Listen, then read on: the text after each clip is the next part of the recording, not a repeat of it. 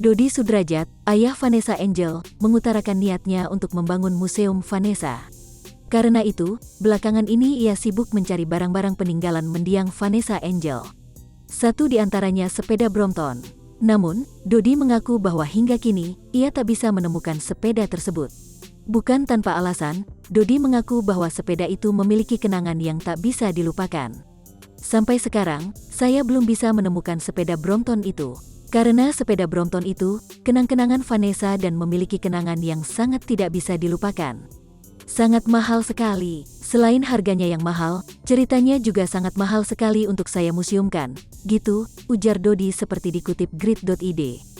Jadi belum tahu, artinya saya belum dapat kabar siapa yang membeli sepeda Brompton tersebut. Imbuhnya, mertua Bibi Ardiansyah itu juga mengaku bahwa ia telah memberitahukan pada rekan-rekan Vanessa Angel perihal sepeda tersebut. Dodi bahkan berencana menebus sepeda Brompton putrinya.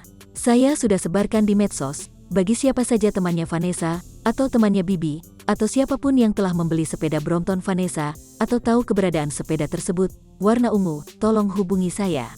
Saya akan tebus, dan saya akan bayar lagi sesuai nilai jual yang dijual pada saat itu, imbuhnya. Namun sayang sekali, hingga saat ini, Dodi Sudrajat mengaku belum bisa menemukan di mana sepeda sang putri.